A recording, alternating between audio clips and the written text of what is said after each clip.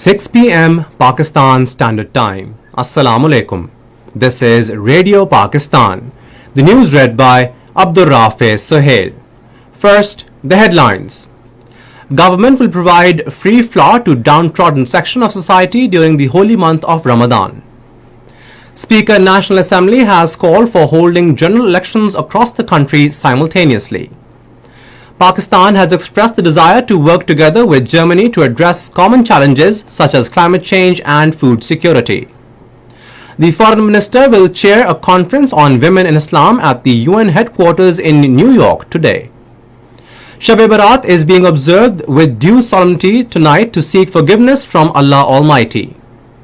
All Parties Hurriyat Conference has strongly denounced raids on houses of Hurriyat leaders and activists by Indian forces across occupied territory. And now the news in detail.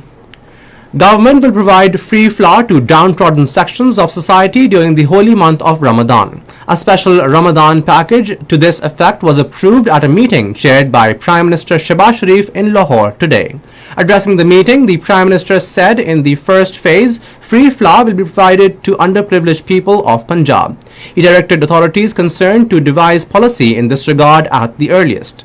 Shehbaz Sharif said the federal government will provide all-out support to other provinces to provide relief to the poor under Ramadan package on the model of Punjab.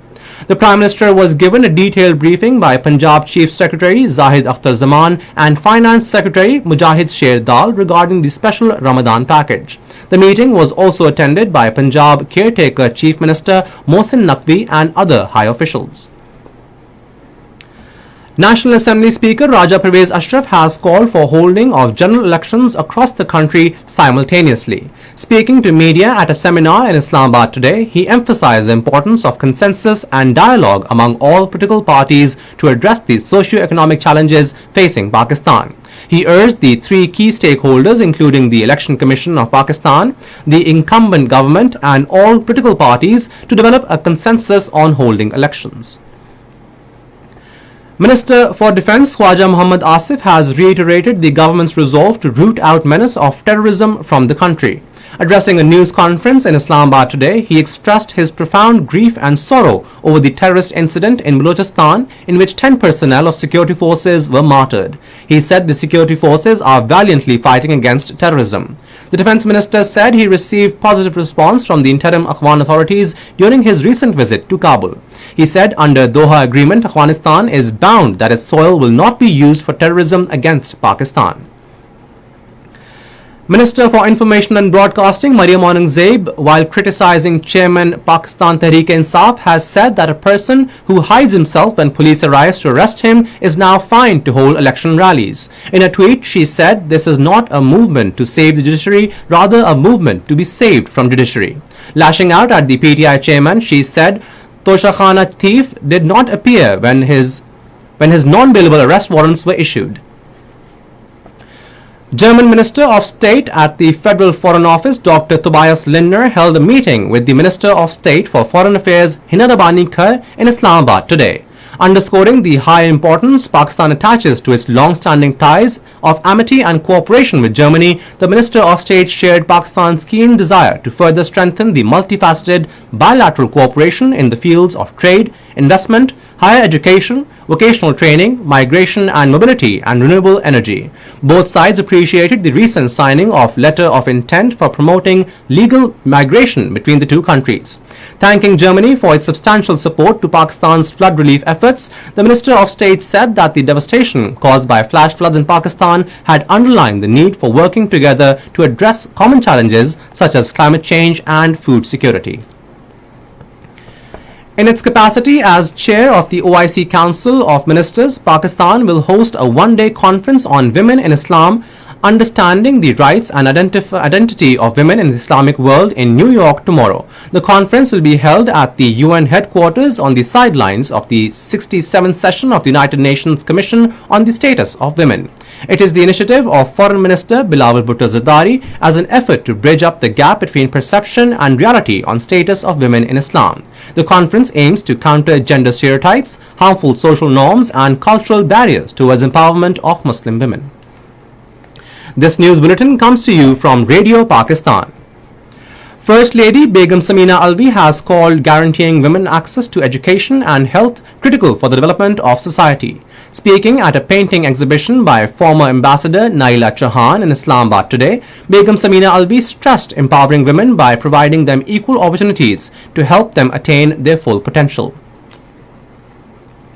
Special Assistant to the Prime Minister on Youth Affairs Shahza Fatma Khwaja says incumbent government is taking several steps for empowering women to strengthen their role in society. Addressing a seminar titled Innovation and Technology for Gender Equality in Islamabad, she said under the DigiSkills program, the government is conducting free courses for men and women without any discrimination, which is changing their lives for betterment. Shahza Fatma Khwaja said the government has relaunched the laptop scheme under which 100,000 laptops will be distributed among the students. Special Assistant to the Prime Minister on Poverty Alleviation and Social Safety, Faisal Karim Kundi, says supporting disadvantaged segments of society has always been a top priority of the present government. He was speaking during a surprise visit to the Benazir One Window Centre in Islamabad. The SAPM said the strength of counters at the dynamic registry of BISP is also being enhanced, while a 25% increase has been announced in the quarterly installment of Benazir Kafalat, which would be implemented during the issuance of next installment. Shab-e Barat is being observed tonight to seek forgiveness from Allah Almighty. On this night, Muslims offer special prayers for the security and prosperity of the Ummah. The recitation of the Holy Quran, Naat and recitation, Salatul Tasbih and special prayers are being held in mosques on this occasion. In Indian illegally occupied Jammu and Kashmir, the All Parties Hurriyat Conference has strongly denounced the raids on the houses of Hurriyat leaders and activists by Indian forces personnel in every nook and corner of the territory. According to Kashmir Media Service, the APHC spokesman in a statement issued in Srinagar said, India has declared a war on Kashmiris who are killed day in and day out at the hands of brutal occupation forces. Yesterday, Indian troops raided the residence of Kashmiri women leaders Yasmin Raja and Zamruda Habib in Srinagar and vandalized the property. 2 Kashmiri youth were arrested during a cordon and search operation jointly carried out by Indian Army, Central Reserve Police Force and police in Kunzar area of Baramulla district today. U.S. Defense Secretary Lloyd Austin arrived at Baghdad on an unannounced visit to Iraq today. In a tweet, Austin said he is visiting to reaffirm the U.S.-Iraq strategic partnership as we move toward a more secure, stable and sovereign Iraq.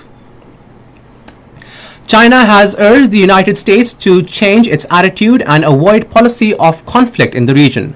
Foreign Minister Qin Gang, speaking at a news conference in Beijing, said that the US has been engaging in suppression and containment of China rather than engaging in fair, rule-based competition. Peshawar Zalmi beat Lahore Qalandars by 35 runs in the 23rd match of Pakistan Super League in Rawalpindi today. Batting first, Peshawar Zalmi were all out for 207 in 19.3 overs. In reply, Lahore Qalandars could make 172 runs in 19.4 overs. The second match of the day will be played between Islamabad United and Multan Sultans at the same venue. The match will start at 7 p.m. Pakistan Standard Time. And now the weather report. Mainly dry weather is likely to prevail in most parts of the country during the next 12 hours. However, light rain with wind and thunderstorm is expected at isolated places in Kashmir. And that is the end of the news. For more news and analyses, log on to our website radio.gov.pk and also watch live video streaming of our bulletins on the link facebook.com/Radio Pakistan News Official.